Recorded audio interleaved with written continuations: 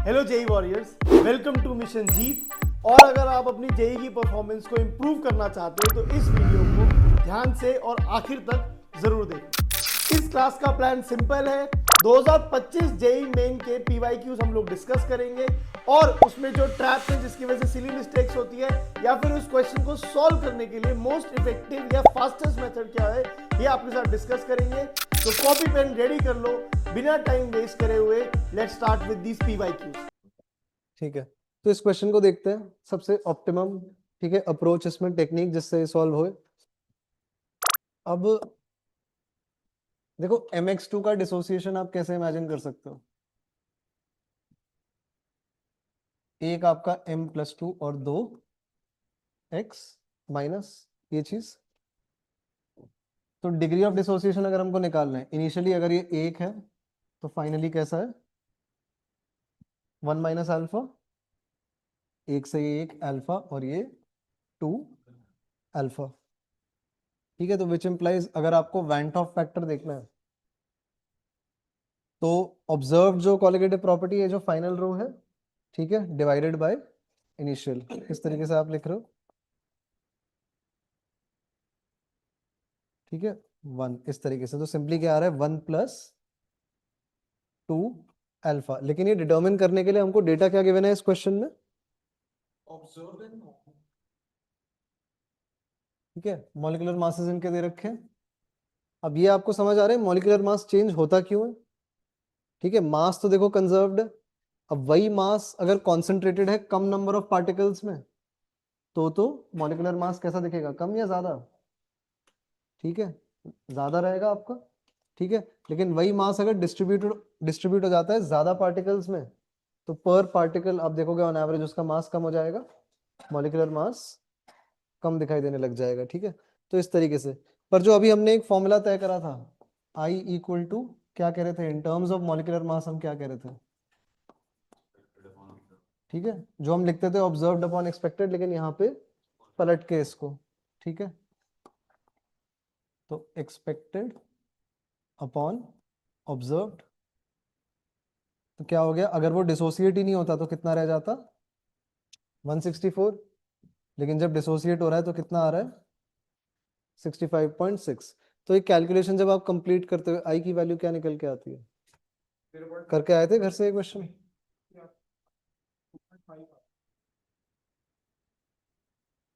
ठीक है, 2.5 आ रही है वैल्यू, जो कि किससे कॉरेस्पॉन्ड कर रही है 1+2 अल्फा से। तो 2 अल्फा हो गया आपका 1.5, अल्फा कितना हो गया 0.75, आंसर कितना है 75%। क्लियर है ये क्वेश्चन, इस तरीके से इसके साथ डील कर सकते हैं। नेक्स्ट देखें।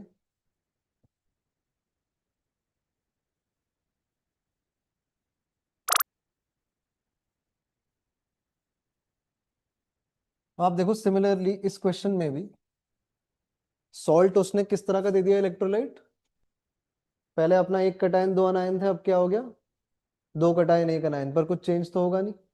अभी भी क्या हम डायरेक्टली लिख सकते हैं कि आपका I इज इक्वल टू कितना 1+2 अल्फा, जैसे कि पिछले क्वेश्चन में हमने देखा। तो ऐसे में अल्फा की वैल्यू उसने दे रखी है कितनी 0.3, 30% डिसोसिएट हुआ है। तो चाह क्या रहा है अभी वैन टॉप फैक्टर की वैल्यू, सिंपल है इसके आगे कैलकुलेशन, कितना हो गया 1+0.6, 1.6 इन टर्म्स ऑफ 10 की पावर -1, आंसर क्या हो जाएगा आपका। आ रहा है क्वेश्चन समझ, ये करना है यहाँ पे। नेक्स्ट क्वेश्चन देखें।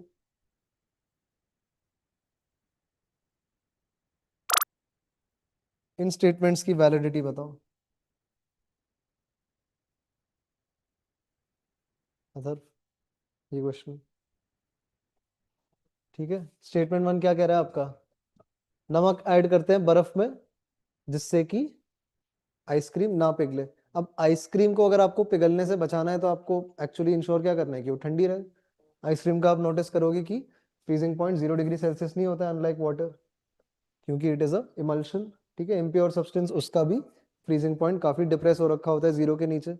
तो हम चाहते हैं कि वो ऐसी बर्फ में पड़ा हो कि वो बर्फ का भी freezing point as low as possible हो, तो इसलिए उसमें हम सॉल्यूट ऐड करते हैं, बिकॉज हमने देखा है सॉल्यूट ऐड करने से फ्रीजिंग पॉइंट डिप्रेस हो जाता है। तो ये स्टेटमेंट 1 इज एब्सोल्युटली करेक्ट। ठीक है, on addition of NaCl to ice at 0 degree Celsius there is depression in freezing point, again same चीज, असर्शन रीजन भी अगर ये होता तो correct, justification also for that statement. तो आंसर क्या हो गया, बोथ स्टेटमेंट्स ट्रू वाला, ये सेकंड ऑप्शन। हाँ अच्छा, नहीं मैं ये नहीं देखा, मैं सॉरी,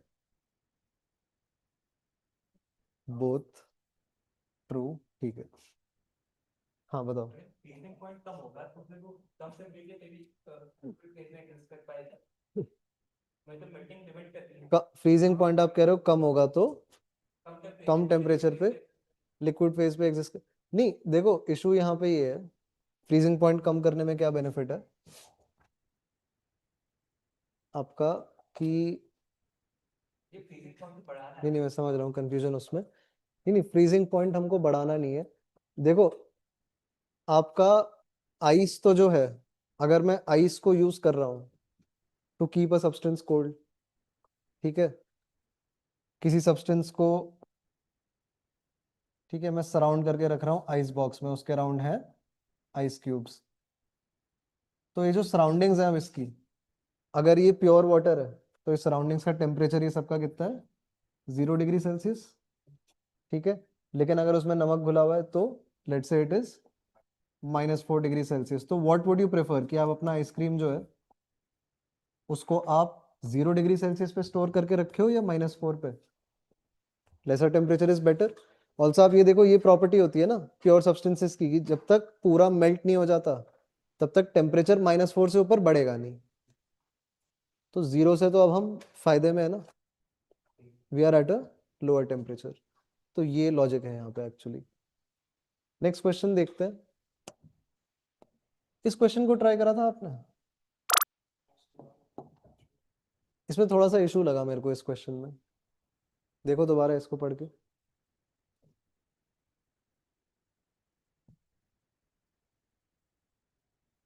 अब कह रहा है assume living cell with 0.9% weight by weight of glucose solution. This cell is immersed in another solution having equal mole fraction of glucose and water. इस तरीके से, ठीक है। तो थोड़ा सा ना लैंग्वेज यहाँ पे बहुत ट्रिकी है ना, मुझे से कहने समझ ही नहीं आया।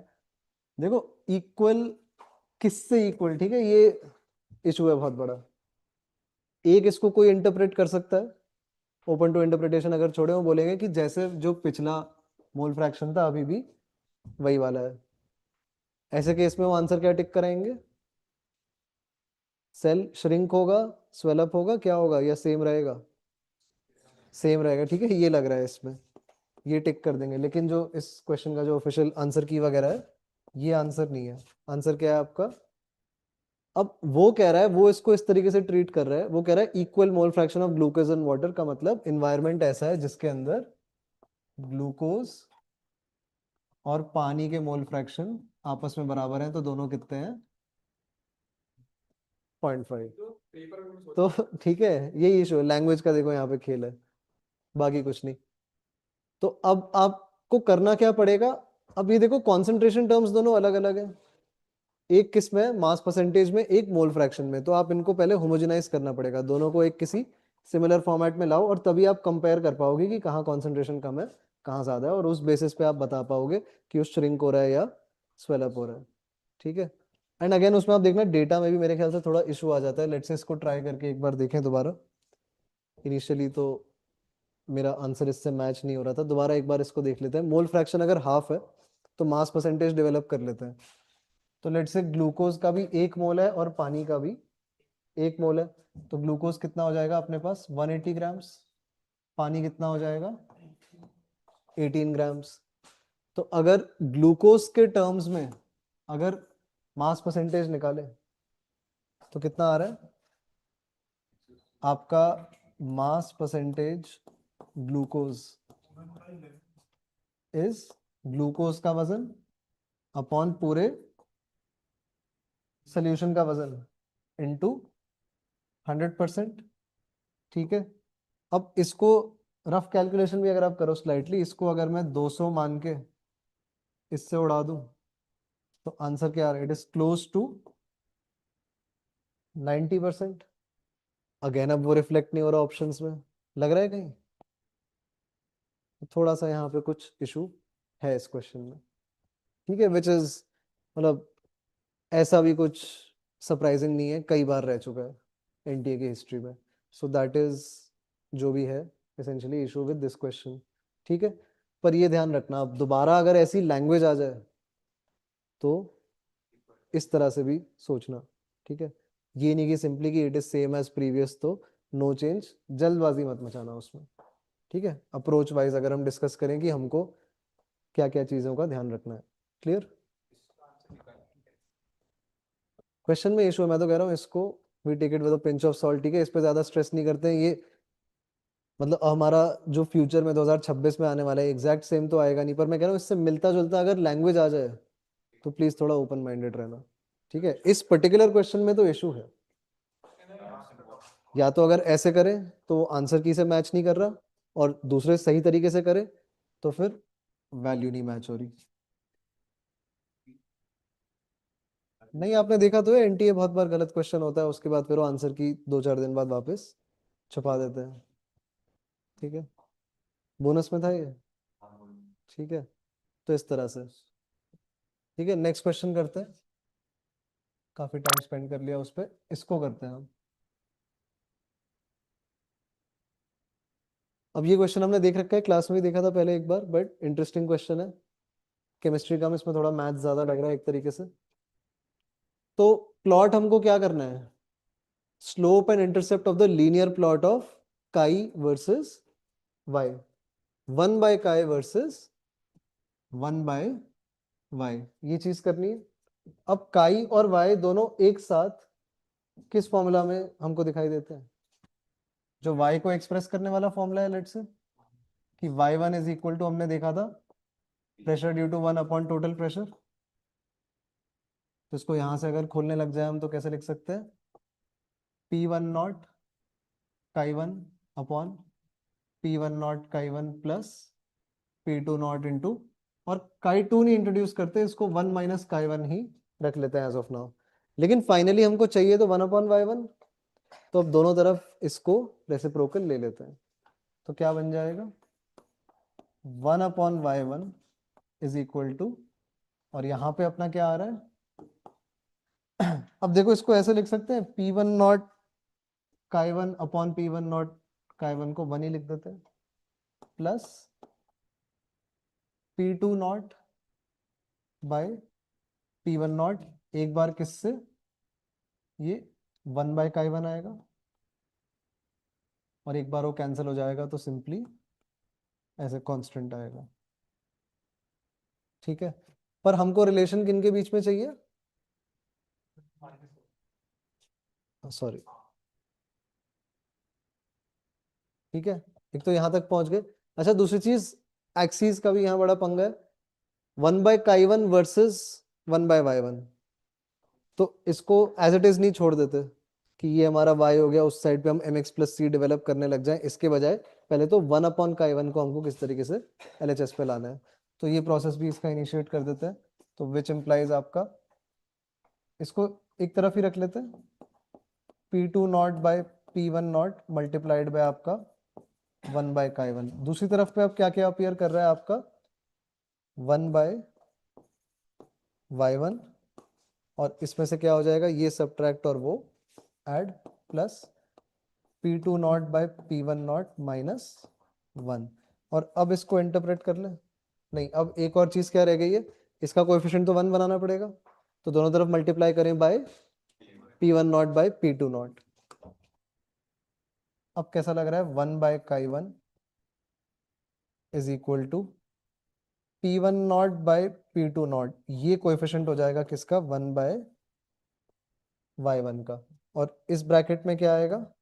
1 minus P1 naught by P2 not. और अब इसको ऐसे कर लें कि this is my y axis, this is x axis, तो ये हो गया स्लोप और ये पूरा हो गया y इंटरसेप्ट। तो कौन सा ऑप्शन बन रहा है फाइनली? मैच हो रहा है अभी, ठीक है, इस तरीके से। क्लियर है करना क्या है? ठीक है, नो कंफ्यूजन। नेक्स्ट देखते हैं। ये क्वेश्चन बहुत पसंद है मेरे को।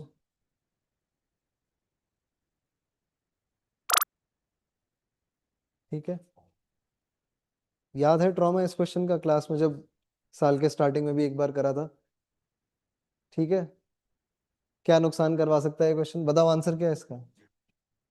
ठीक है, इसमें जल्दबाजी देखो नहीं मचानी है।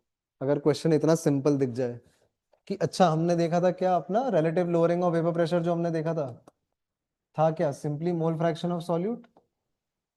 ठीक है, तो उससे डायरेक्टली प्रोपोर्शनल तो है ही।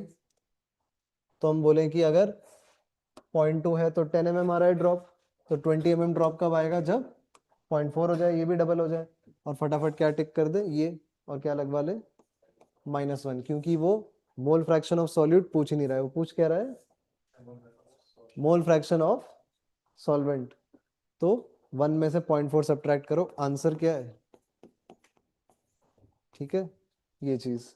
तो यहाँ पे बहुत आसानी से ब्लेंडर हो सकता है। क्लियर है ये चीज? नेक्स्ट देखते हैं इसमें।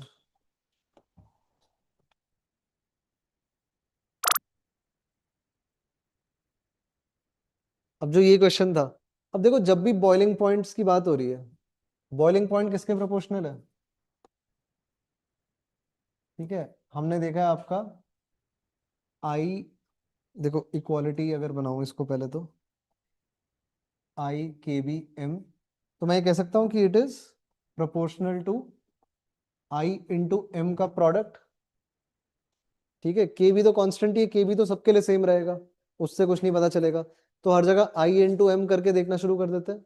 And for very dilute solutions molarity is equal to molarity, वो कोई इशू नहीं है यहाँ पे। ठीक है, वो हमने मोल कॉन्सेप्ट में भी देखा है। तो यहाँ आई इंटू एम कितना आ रहा है? NaCl का आई है कितना, कितने आयंस दे रहा है पानी में? ठीक है, 2। तो यहाँ पे कितना आ रहा है? 2 इंटू 10⁻⁻⁴। यहाँ पे क्या बन जा रहा है? Urea on the other hand is a non volatile non dissociating solute.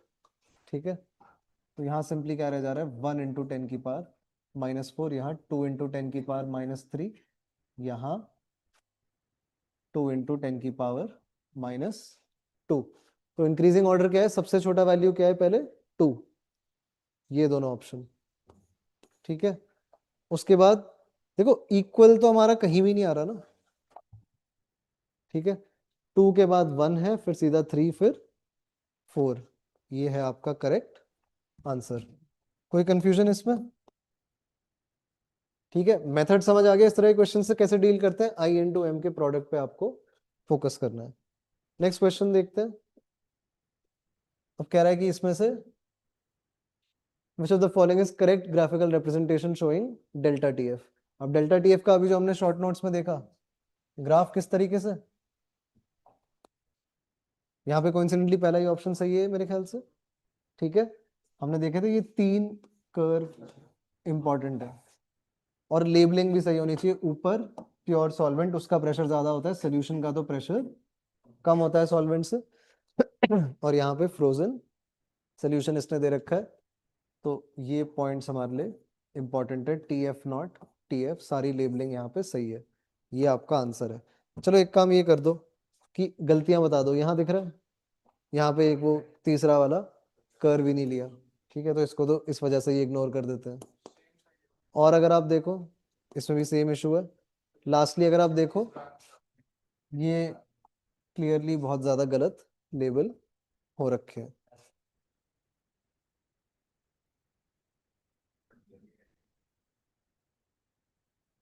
देखो ऐसे क्वेश्चन आने चाहिए आपकी शिफ्ट में जो आप प्रे कर रहे हो, पर ये भी तो ध्यान रखो।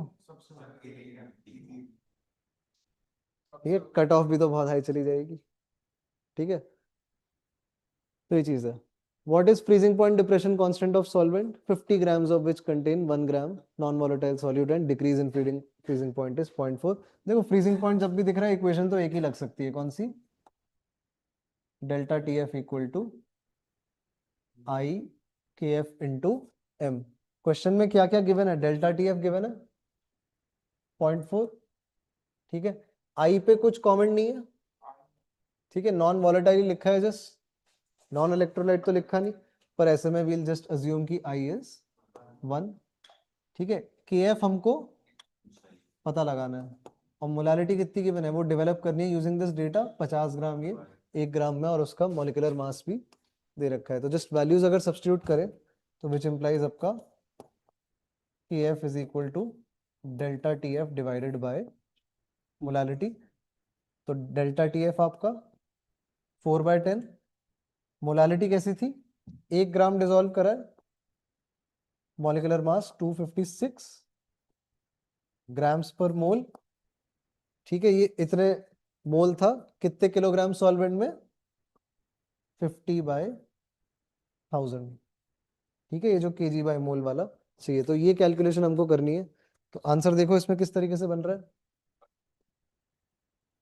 ठीक है। इसको एक बार और सफाई से लिख दे, 4/10 50,000 और यहीं पे 256 पी। तो ये तो काफी कन्वीनियंट नंबर्स है, ये आप उड़ा लो, ठीक है। 4 × 5 ये 20 इंटू ये क्या हो जाएगा, 5120/1000। क्या आंसर आ रहा है, कोई बता सकता है आप में से ये किसका केएफ होता है ये? सर मैंने बता दिया तो आप क्या करें? पहले आप बताओ किसका केएफ है। वाटर का नहीं है, वाटर का कितना होता है आपका, वाटर में वो है ना 1.86, ठीक है। ये 5.12 ये आपका आता है बेंजीन में आता है मेरे ख्याल से, आप देखो, ठीक है। आगे के भी किसी क्वेश्चन में इन्वॉल्व है।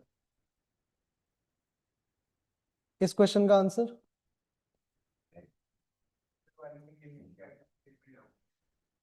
किसकी कैलकुलेशन, मोलालिटी आपका, हमने वही देखा था ना, इसलिए भी फॉर्मूला बनाया, मोल्स सॉल्यूट पर किलोग्राम सॉल्वेंट, पर वो डिनोमिनेटर में है, ठीक है, इसलिए उल्टा दे रखा है।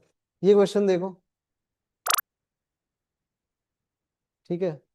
इस क्वेश्चन में अब जब AX2 डिसॉल्व करा है 1.24 ग्राम और उसका मॉलिक्यूलर मास है 124, तो एक्चुअली आपने डिसॉल्व करा कितना है, 0.01 मोल, ठीक है। कितने में, 1 किलो पानी में, तो यही आपका हो गया मोलालिटी भी, ठीक है। और वो बॉइलिंग पॉइंट कह रहा है कितना आ रहा है, 100.0156, तो डेल्टा टीबी कितना है, यही पोर्शन 0.0156, और उसका केबी कितना है 0.52, और 52 से कितने गुना होता है 156, इतना सोच रहे हो, 3 गुना, ठीक है। तो कैलकुलेशन आप यहाँ पे देख रहे हो, delta TB is equal to i K B into m. I कितना आ गया, i is equal to delta TB आपका 0.0156 divided by K B 0.52, and molality कितनी कह रहे हैं हम, 0.01, तो ये क्या बन गया इफेक्टिवली 3। तो अगर वैंट ऑफ फैक्टर 3 और AX2 डिसोसिएट करके क्या देता है, A और 2x माइनस, तो ये पूरा अगर डिसोसिएट हो जाए तो कितने आपको मिलने थे, 3 ही आयन मिलने थे, दिस इज फुली आयोनाइज्ड। और यूजुअली क्वेश्चंस में क्या होता है, एक फुली आयोनाइज्ड है तो दूसरा नहीं हो रहा होगा ना, कुछ तो डिफरेंस रहा होगा। मतलब कहने का मतलब, अगर आप जल्दबाजी में हो, ठीक है, AX2 कंप्लीटली अनआयोनाइज्ड, ये है ही गलत, तो इसको आप एलिमिनेट कर सकते हो, ठीक है। दोनों सेम हरकत नहीं कर रहे होंगे वैसे, अगर आप सोचो चालाकी से, एंड ठीक है, अनआयोनाइज था वैसे ये, तो चलो इस वजह से गलत था, and both are fully ionised, ये भी गलत था। तो वैसे तो स्पीड रन अगर आप इसमें करो, ये वाला सही हो जाना चाहिए अपने आप, पर वैसे आप इसको वेरीफाई भी करके देखो, अगर ये सेम मेथड से AY2 में सब कुछ सेम प्रोसीजर, उसका आई कितना आ जाएगा, लेकिन 1 आ जाएगा। I1 का ही मतलब है ना कंप्लीटली अनआयनाइज्ड, ठीक है, कोई आयंस उसके नहीं बने, एक पार्टिकल का एक पार्टिकल ही रह गया। तो ये आपकी जनवरी वाली शिफ्ट थी, ऐसी अब देखते हैं इसमें अप्रैल शिफ्ट, ठीक। यहां से स्टार्ट करते हैं।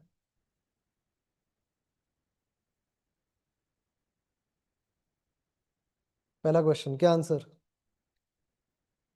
Percentage dissociation of a salt at given temperature is. अब देखो यूजुअली क्या था, कुछ क्वेश्चंस में ऐसा था, आप अल्फा निकाल के उसकी मदद से आई निकाल रहे थे, यहाँ पे रिवर्स हो गया, आई दे रखा है उससे अल्फा बनाना है। देखो आप लोग इस क्वेश्चन को कैसे सॉल्व करोगे, mx3 से आप बोलोगे 1m+3 और 3x माइनस, तो अगर ये 1 है तो ये 0 0 पहले स्टार्टिंग में, फिर ये 1 माइनस अल्फा अगर होता है तो अल्फा और 3 अल्फा, तो which implies I is equal to ये फाइनल वाली रो अपॉन इनिशियल वाली रो। इस चीज से सहमत हो, 1+3 अल्फा। तो अगर I 1+3 अल्फा है और क्वेश्चन में किसके बराबर है, तो विच इम्प्लाइज अल्फा कितना हो गया, 3 अल्फा 1 आ जाएगा, अल्फा 1/3 आ जाएगा, और आंसर हो जाएगा नियरेस्ट इंटीजर आपका ये 33%। एक आप समझो इसको, दूसरा एक तरीका यहाँ पे ये बन सकता है, mx3 अगर बिल्कुल अनआयनाइज्ड है तो I की वैल्यू कितनी आती है, 1। लेकिन अगर ये कंप्लीटली आयनाइज होता है तो ये 1 के बजाय टोटल आयन कितने देता है, 4। ठीक है, एंड प्लीज ये समझना कि ये फंक्शन तो लीनियर है, ठीक है, लीनियर इक्वेशन है। तो आपको इसको इस तरह से भी कर सकते थे कि एक्चुअली अगर ये पूरा खुलता, इसका आई कितने से इंप्रूव होना था, 3 यूनिट से, लेकिन एक्चुअली आई खाली कितने से बढ़ा है, 1 यूनिट से, 1/3 ही काम हुआ है। ठीक है, मतलब इस तरह के भी आपको इसमें ट्रिक्स आते हो और स्पीड अप हो सकता है प्रोसेस। ठीक है, मिनिमम आई से मैक्सिमम आई तक बीच में पूरा एक लीनियर ही फंक्शन फॉलो करता है। ठीक है, बीच में कहीं एक्सपोनेंशियल नहीं जाता है। क्लियर ये, नेक्स्ट देखते हैं इसमें। ये क्वेश्चन काफी बढ़िया है, इसमें देखो ध्यान से करना पड़ेगा इसको। पहली बारी में तो आप इस क्वेश्चन को शायद अवॉइड ही करोगे, सेकेंड राउंड में इसको करना पूरा ऑर्गेनिक वगैरह इनऑर्गेनिक खत्म करने के बाद। देखो किस तरह से डील करें इसमें। अब मोल फ्रैक्शन बताना है। मोल फ्रैक्शन O2 के लिए आपको चाहिए क्या होगा, moles of O2 upon moles, वैसे तो टोटल मोल चाहिए, लेकिन ये पता है कि अगर ppm में कुछ एक्सप्रेस हो रहा है तो इतना कम होगा कि डिनोमिनेटर में सॉल्यूट को तो नेग्लेक्ट ही कर दो। तो चलो ऐसे मान लेते हैं। ठीक, अब मोल्स इनके डेवलप कैसे होंगे, देखो पहली बात तो ये जो डेटा दे रखा है, अब ppm किस तरह से डील होता है कि मतलब 1 मिलियन ग्राम्स अगर आप ले लो सोल्यूशन तो उसके अंदर O2 इज 5.8 ग्राम। तो सोल्यूशन का वजन पहले है कितना ये देख ले, बेसिस क्या ले ले अपनी कैलकुलेशंस के लिए, सबसे कन्वीनियंट बेसिस क्या होता है, 1 लीटर सोल्यूशन। याद करो मोल कॉन्सेप्ट भी वहां से बहुत मिलता जुलता है chapter, concentration terms. 1 litre solution का वजन कितना होगा उसके लिए क्या दे रखा है, डेंसिटी वाला कोरिलेशन। तो इस 1 लीटर सोल्यूशन का वजन कितना हो गया, ठीक है 2000 ग्राम्स, ठीक है 2 किलो, इस तरीके से। तो यहां से यूजिंग दिस कि ये पूरे सोल्यूशन का वजन है एंड O2 इज 5.8 ppm, हम O2 का वजन निकाल सकते हैं और वहां से उसके मोल्स बना सकते हैं। इस बात से सहमत हो, ठीक है, इसको टारगेट कर रहे हैं अभी। तो पूरा सोल्यूशन है 2000 ग्राम विच इंप्लाइज, ठीक है, मास O2 upon these 2000 grams he into 10 की पावर 6, यही तो किसके बराबर है, 5.8। ठीक, नहीं नहीं यहाँ पे 10 की पावर देखो 6 ही रहेगा आपका। ठीक, हाँ, नहीं केजी की जरूरत नहीं है यहाँ पे, ठीक है, ग्राम्स में इसको निकाल के और फिर 32 से डिवाइड कर लेंगे सीधा। किलोग्राम्स में आप ले जाओगे तो आपको फिर O2 का मॉलिक्यूलर मास भी किलोग्राम में लेना पड़ेगा, वहां से मिस्टेक हो जाएगी। ठीक है, तो ये इशू है एक, तो ये आ गया, यहाँ से मास आ जाएगा O2 का और फिर उसको डिवाइड करेंगे 32 से तो बन जाएंगे moles of O2, तो which implies moles of O2 is equal to, ये जो मास आ रहा था 5.8 इंटू 2 इंटू 10⁻³ कर दूं, ये सारे जीरो वगैरह एडजस्ट करके, एंड डिवाइडेड बाय O2 का मॉलिक्यूलर मास 32। एक ये हो गया एक चेक पॉइंट। अब पानी के मोल कैसे डेवलप करें, इसके लिए हमको ये भी कंसिडर करना पड़ेगा जो NaCl की मोलारिटी दे रखी है, बिकॉज ये जो 2000 ग्राम सोल्यूशन है इसके अंदर, ठीक है, 1 लीटर के अंदर NaCl के मोल कितने हैं? 6 मोल। उनका वजन कितना हो जाएगा?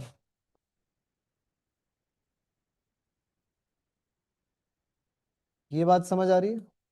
तो 6 इंटू 58.5 क्या हो जाएगा?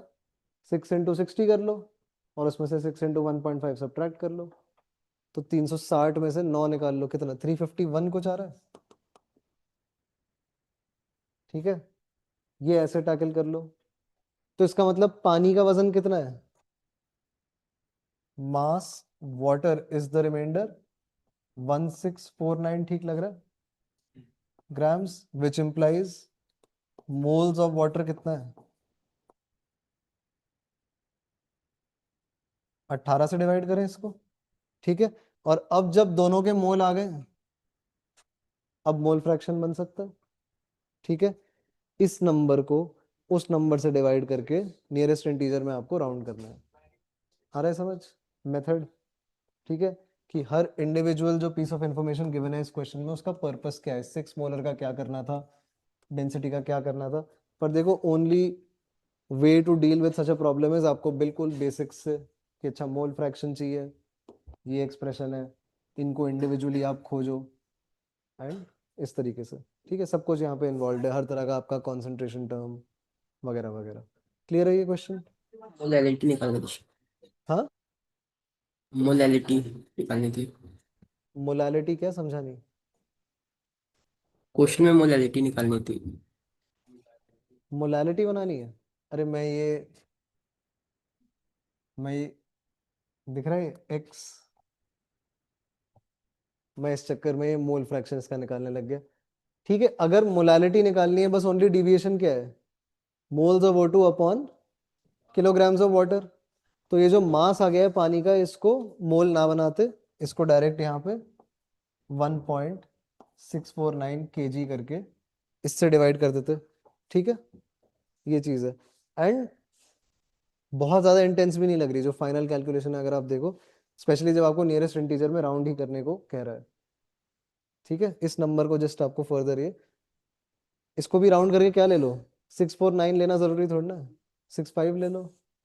ठीक है, तो बस यहाँ पे एक 1.65 और आ जाएगा, ये भी कट के आपका 16 हो जाएगा। ये करते करते ये काफी कन्वीनियंट कैलकुलेशन हो जाएगी। क्लियर है क्वेश्चन? नेक्स्ट देखते हैं इसमें, इस क्वेश्चन का आंसर। ठीक,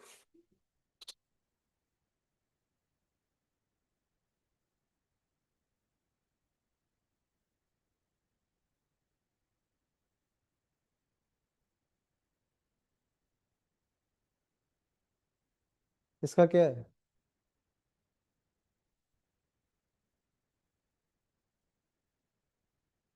Solution made by mixing 1 mole A and 3 mole B। यहां से क्या बन जाएगा, राउल्स लॉ में लगाने के लिए लिक्विड फेज के कॉम्पोजिशन आ जाएंगे ना, काई ए काई बी, फटाफट बना पा रहे हो इनको? ठीक है, एक ये चीज, फिर क्या कह रहे हैं, vapour pressure of pure A is PA0 is 200 and P उसने क्या दे रखा है, टोटल 500। तो निकालने को क्या बोला है, PB0। ठीक है, स्ट्रेट फॉरवर्ड क्वेश्चन है।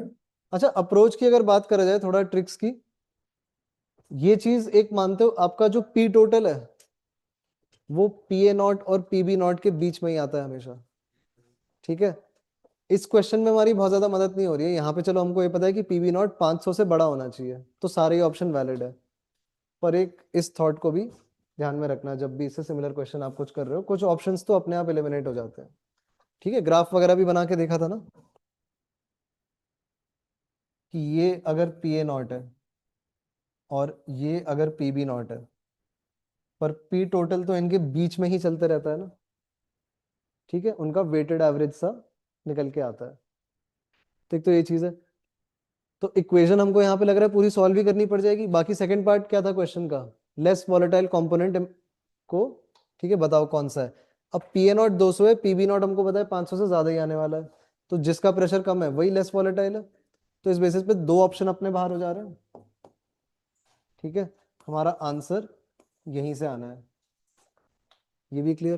तो बस इसमें वैल्यूज, लेकिन अल्टीमेटली तो अगर आपको एग्जैक्ट चाहिए, ठीक है, डालनी पड़ेंगी। किस तरह से बन जाएगा expression, P total is P A naught chi A plus P B naught into chi B.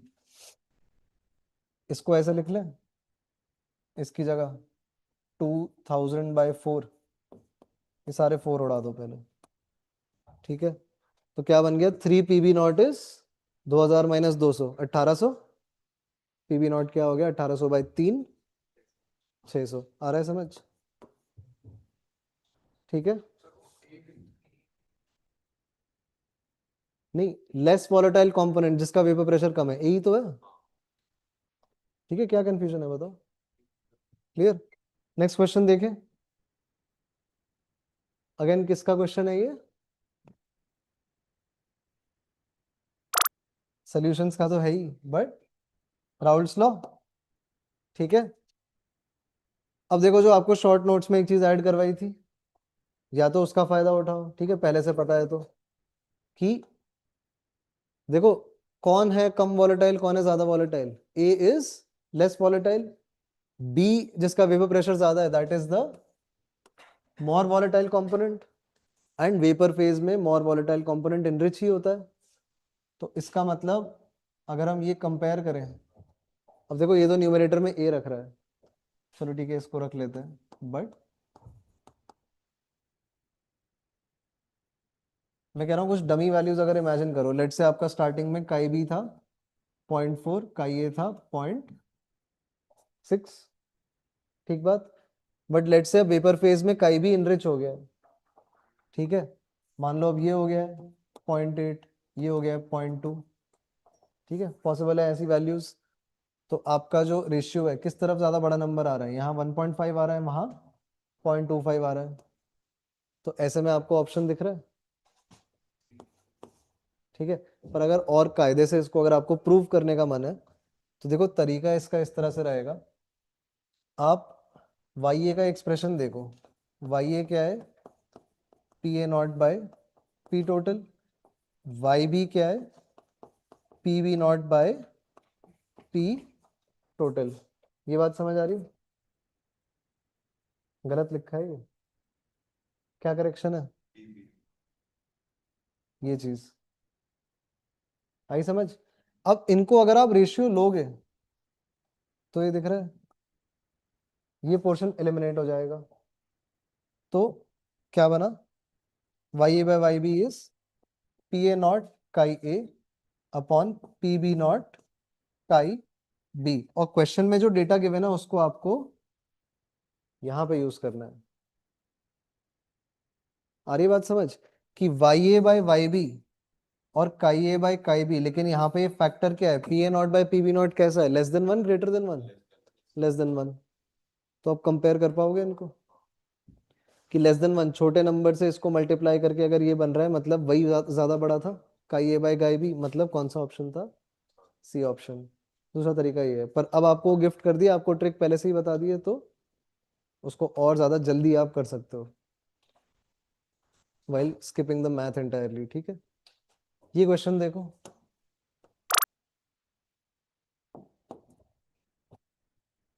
which of the following binary mixture does not show behavior of minimum boiling azeotrope। अब minimum boiling azeotrope क्या बोला था, कौन सा non ideal solution है, positive deviation, negative deviation, positive deviation. तो आपको तो ऑड वन आउट ढूंढना होगा ना यहाँ पे, 3 ऑप्शन यहाँ पॉजिटिव डिविएशन होंगे, एक नहीं होगा, उसको आपको टिक करना है। ठीक है, यहाँ अगर आप देखो ये हाइड्रोजन बॉन्डिंग सबसे बढ़िया, लेकिन ये क्या है, कीटोन, डाइपोल डाइपोल मोमेंट, तो ये खराब करेगा उसकी बॉन्डिंग, तो ये पॉजिटिव डिविएशन देगा। आंसर अपना नहीं है लेकिन ये, ठीक है, हम नेगेटिव वाला खोज रहे हैं। ऐसे ही समझ आ रहा है? ये तो हमने देखा था, एनसीईआरटी का ही एग्जांपल है, एसीटोन इन, ये sorry, carbon disulphide in acetone, non polar substance in dipole dipole. ठीक है, सिमिलरली ये मिथेनॉल और CH3, ये तो पूरा पूरा हाइड्रोजन बॉन्डिंग पहले से ही कर रहा है, लेकिन ये उतना नहीं कंट्रीब्यूट कर रहा कुछ खास, ये हाइड्रोजन डायरेक्टली ऑक्सीजन पे नहीं जुड़ा है। और वेराज ये देखा था फिनॉल और एनिलीन वाला एग्जांपल, जहाँ पे ये इसका हाइड्रोजन यहाँ से निकल के यहाँ लग जाता है और फिर इस प्लस माइनस के बीच में और तगड़ा और स्ट्रॉन्ग इंटरेक्शन होता है। ये वो नेगेटिव डिविएशन वाला है, ये मिनिमम बॉइलिंग एजियोट्रोप नहीं बनाएगा, ये कौन सा बनाएगा, मैक्सिमम बॉइलिंग एजियोट्रोप। क्लियर है? ये सिचुएशन है। नेक्स्ट देखो, अब ये क्वेश्चन क्या लग रहा है इन टर्म्स ऑफ इसको अटेम्प्ट करना है नहीं करना है, इसको नहीं छोड़ना नहीं है इनिशियली, ठीक है, उस तरीके से। दूसरी चीज ये भी है, यू इस क्वेश्चन को देख के आपको कॉन्फिडेंस जग सकता है अगर, बिकॉज ये समझो ये एनसीईआरटी की जो बैक चैप्टर एक्सरसाइज है उसमें सेम क्वेश्चन है। Now I am not sure अभी एट दिस प्रेजेंट मोमेंट की वैल्यूज भी एग्जैक्टली सेम है या नहीं, पर पूरा पूरा मेथड सेम है। ये ऐसा क्वेश्चन पूरा एनसीईआरटी बैक चैप्टर एक्सरसाइज में है जो आप स्कूल के एग्जाम के लिए, बोर्ड के लिए तो पढ़ के जाओगे, ठीक है, तो वहां से कॉन्फिडेंस आ सकता है क्वेश्चन देखते ही कि हाँ इसका तो मेरे को पूरा मेथड पता है, बस इसमें कैलकुलेशंस है। कैलकुलेशंस देखो किस तरीके से, अब देखो दो अननोन है, इसका भी मेरे को और इसका भी एटॉमिक मास नहीं पता, तो दो लीनियर इक्वेशन बनाएंगे, उसके लिए 2 सेट्स ऑफ डेटा गिवन है। पहला डेटा क्या है कि आपका डेल्टा टीबी कितना आ रहा है, 2.7, डेल्टा टीबी आ रहा है 2.7। जब आप क्या कर रहे हो, इसका 1 ग्राम डिसॉल्व कर रहे हो, डिवाइडेड बाय इसका मॉलिक्यूलर मास कितना होगा ए बी का, दोनों का एक एक बार, ए प्लस बी, और ठीक है, एक सेकेंड स्किप ही हो गया थोड़ा इसमें पोर्शन। क्या फॉर्मूला है, delta TB is equal to i K B into M, ठीक है, तो यहाँ पे आई क्या लेना है, कुछ नहीं लेना, ठीक है। एक ये भी बढ़िया चीज है इस क्वेश्चन में, कोई उस पर कॉमेंट नहीं है, एनसीईआरटी वाला भी आप क्वेश्चन देखोगे उसमें भी हो, ठीक है, नॉन आयनाइजिंग है, नॉन इलेक्ट्रोलाइट, तो आई तो चलो रहने दो, के भी लेना है बस, जो कि कितना है, हाफ। इसके आगे मोलालिटी की मोल्स ये हो गए न्यूमरेटर में, 1 ग्राम डिवाइडेड बाय इसका मॉलिक्यूलर मास, डिनोमिनेटर में mass of solvent in kilogram कितना, 15/1000। ये हो गई पहली इक्वेशन, आ रहा है समझ, यूजिंग द डेटा। ऐसी दूसरी इक्वेशन कौन सी है, 1.5, अगेन के भी तो नहीं चेंज होगा, पर इस बार बस डिफरेंस क्या है, वो 1 ग्राम एक अलग कंपाउंड का है जिसका कि मॉलिक्यूलर मास है 1, ये A प्लस 2B, सॉल्वेंट वगैरह भी अभी भी सेम है, कितना, ठीक है, 15 ग्राम। तो ये हो गई दूसरी इक्वेशन। अब जैसे क्षितिज एक आइडिया दे रहा है, क्या कह रहा है, क्या स्ट्राइक करता है, जैसे ही आप पहले ये दो इक्वेशन लिख दो, डिवाइड कर लो इनको, ए बी के बीच में एक रिलेशन आ जाएगा साफ सुथरा सा, डिवाइड करो दोनों इक्वेशन, तो क्या बन रहा है, ऑन डिवाइडिंग आपको देखो क्या मिलेगा, इस साइड पे मिलेगा 27/15, ठीक है, दूसरी साइड पे क्या मिलेगा, हाफ हाफ कैंसिल, ये डिनोमिनेटर भी कैंसिल, ये न्यूमरेटर में आ जाएगा ना, a plus 2b upon a plus b। इसको अगर आप रिजॉल्व करोगे तो क्या बनेगा, 27a plus 27b is equal to 15a plus 30b। इसका मतलब क्या बन जाएगा आपका, 12a is equal to 3b। ये चीज क्लियर? इसको और फर्दर कैसे लिख सकते हो, इसका मतलब b कितना है, 4 टाइम्स ऑफ a, और क्वेश्चन में ढूंढना क्या है, a या b, बताओ क्वेश्चन में क्या निकालना है, a, ठीक है। तो इस तरीके से, तो किसी भी एक इक्वेशन में इसको वापस सब्स्टिट्यूट कर सकते हैं, पहली वाली इक्वेशन ही उठा लेते हैं, पर बस यहाँ पे क्या है, a प्लस बी की जगह मैं लिख दूंगा b की जगह 4a, तो इसकी जगह मैं टोटल 5a करके इस इक्वेशन को सॉल्व कर दें पहली वाली, तो आंसर आ जाएगा। क्या लग रहा है कैलकुलेशन किस तरीके से है? ये 5a को अगर मैं LHS पे ले जाऊं और दूसरी साइड पे क्या क्या रह जाएगा, ये हाफ है, ठीक है, ये 1000/15 भी रह जाएगा, और वो 27 को भी इधर लाएंगे, कैसा हो जाएगा 27 और ये 10, ठीक है। तो यहाँ करके देखो इसमें कैलकुलेशंस, ये 2 भी इससे कैंसिल। आपको एक बार ये कैलकुलेशन करनी है 1000/15 इंटू 27। आंसर कितना आता है इसका फाइनल? 2.5 के आसपास कुछ बनता है, तो नियरेस्ट इंटीजर क्या हो जाता है? इंटू 10⁻⁻1। ऐसा सा ये क्वेश्चन है, ठीक है, ये देखना आप वैल्यूज। क्लियर है? ये सिचुएशन है यहाँ पे। अप्रोच क्लियर है? मतलब ये तो हो सकता है अब खाली जैन शिफ्ट में क्या है, ये तो आपके प्री बोर्ड में, बोर्ड में कहीं भी आ सकता है क्वेश्चन, एनसीईआरटी का क्वेश्चन है। क्लियर? ये हो गया एक। 2 moles each of ethylene glycol and glucose are dissolved in आधा किलो पानी। Boiling point of resulting solution is. Straight forward, ठीक है, ये पहली बार में करने वाला क्वेश्चन है। 2 मोल इसके, 2 मोल इसके, और क्या इनमें से कुछ भी आयनाइज होता है? Alcohols are less acidic than water या more acidic than water? Organic chemistry में लेस एसिडिक, ये तो कुछ डिसोसिएट भी नहीं हो रहा होगा पानी में, ठीक है। तो इसके 2 मोल 2 मोल ही रह जाएंगे, ग्लूकोज के भी 2 मोल 2 मोल ही रह जाएंगे, तो 4 मोल हो गए टोटल आधे किलो पानी में। तो ऐसे में आपका delta TB which is i KB into M, but since दोनों का आई सेम है 1, तो उनको क्लब कर लेते हैं। केबी की वैल्यू कितनी दे रखी है? 0.52, और मोलालिटी जनरेट कर लेते हैं इफेक्टिवली, कितना हो रहा है? 4 मोल है कितने में? आधा किलो पानी में। तो जब इसको मल्टीप्लाई करोगे तो क्या बन जाएगा? 0.52 इंटू 8, ठीक है, पहले 0.5 इंटू 8 कर लो, 4, 4.167 रह गए कुछ, ठीक है। इस तरह से सिचुएशन 4.16 या थोड़ा कुछ गड़बड़ है देखना, ठीक है, इस तरह से आंसर क्या बन जाएगा फिर? अब आपका नया बॉइलिंग पॉइंट, इसको किस में ऐड कर दें? 373 में, क्या बन जाएगा? 377, ठीक है, ये आएगा। ठीक ठाक दूर दूर है ऑप्शन, तो कोई बहुत मेजर उसमें वो नहीं है कि आप पानी का वो बॉइलिंग पॉइंट 373.15 लो या 373 लो, ज़्यादा इशू नहीं क्रिएट हो रहा, ठीक है। एक जो बस उस सिग्निफिकेंट डिजिट वाला भी जो इशू रहता है। नेक्स्ट क्वेश्चन देखो,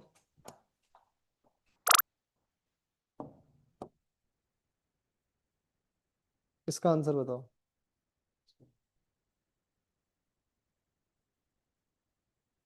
क्या लग रहा है? XY मेम्ब्रेन या पार्टीशन बिटवीन 2 चेम्बर्स, ठीक है।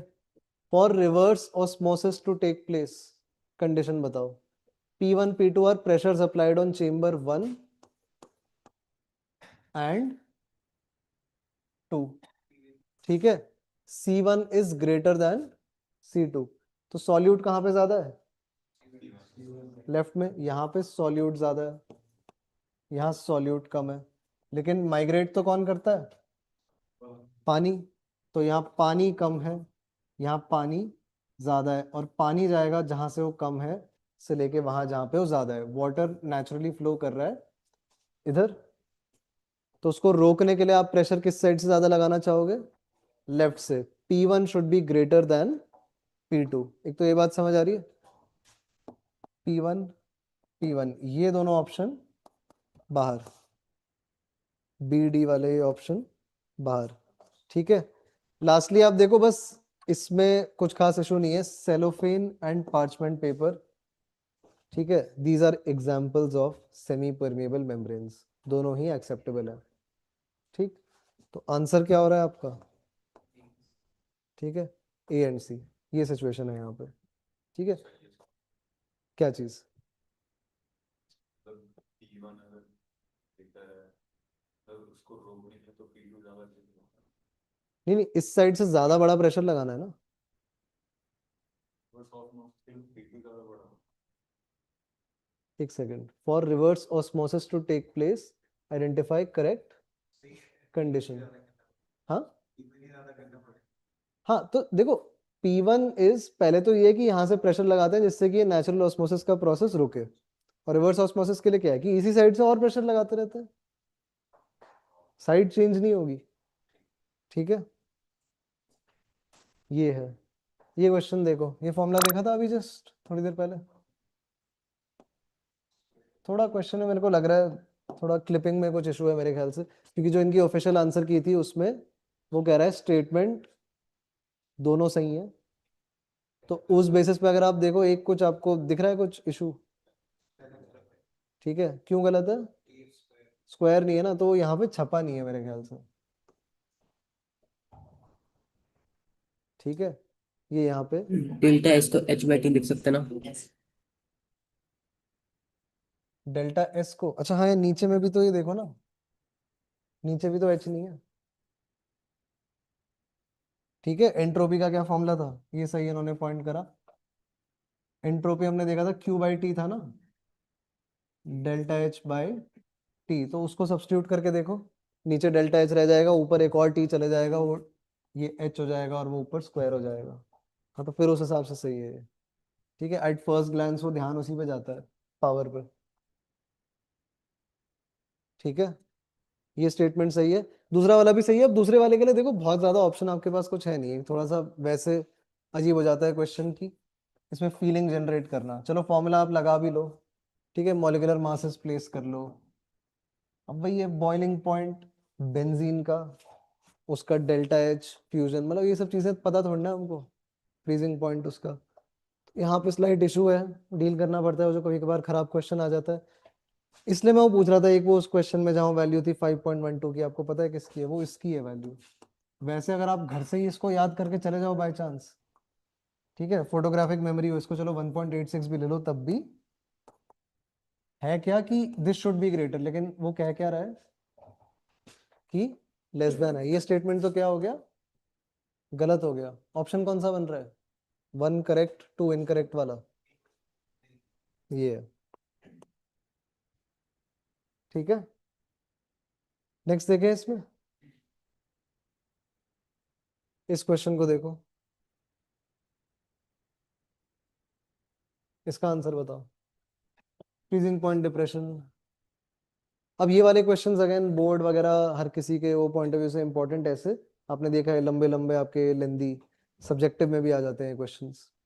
इसमें मेथड क्या है, आपको निकालना क्या है? डिसोसिएशन कांस्टेंट, पहली बात तो होता क्या है बताओ सर?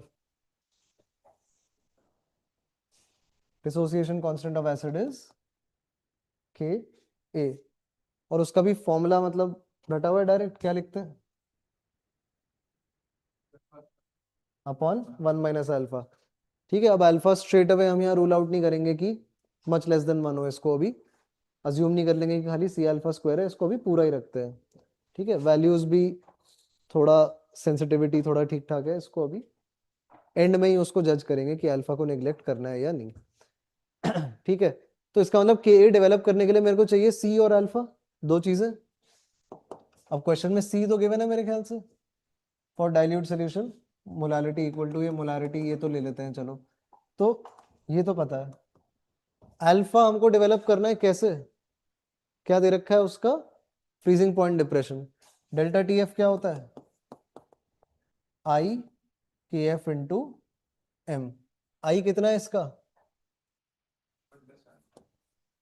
आई ही मेरे ख्याल से पहले इसमें बताना पड़ेगा। डेल्टा टी एफ कितना? 0.2। ठीक है, is equal to I into K F कितना है? 1.8। कैसे ले लो, 9/5 ले लो, देखते हैं अगर कुछ कैंसिल होता है एंड में। मोलालिटी कितना है?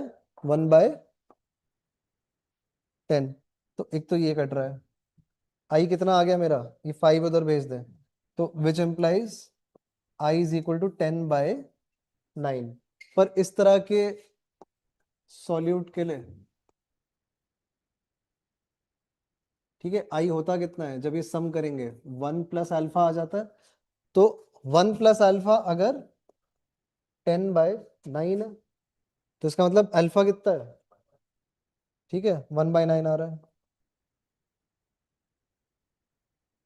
तो C तो पहले ही था, अल्फा भी बन गया, अब इसके आगे है कैलकुलेशन। क्या बन रहा है आंसर इसमें? कॉन्सेंट्रेशन आप डाल लो 1/10, ठीक है। अल्फा स्क्वायर में आप क्या डाल लो, ऐसे भी डाल लो, चलो। और डिनोमिनेटर में क्या था, 1 माइनस अल्फा, मतलब 8/9 से डिवाइड कर रहे थे, मतलब 9/8 से मल्टीप्लाई कर रहे हो। एक बार इसको भी कैंसिल कर ले, ये बन गया 9। तो आंसर क्या है, 1/720, ठीक है। तो इसको फिर देख लो, आप सिंपली लॉन्ग डिवीजन कर लो, 1000 को डिवाइड कर लो 720 से। आ रही ना थोड़ी फीलिंग है? इसको अगर आप ऐसे कर लो, मैं कह रहा हूँ 1/720, यहाँ 1000 ले लो और यहाँ ले लो 10⁻³ ये क्या बन जाएगा? ठीक है, ये वाला तो नहीं बन रहा ना, लगभग डबल तो नहीं है ना, तो इस तरह से, ठीक है। क्लियर है क्वेश्चन? और देखो, ये क्वेश्चन काफी बढ़िया है।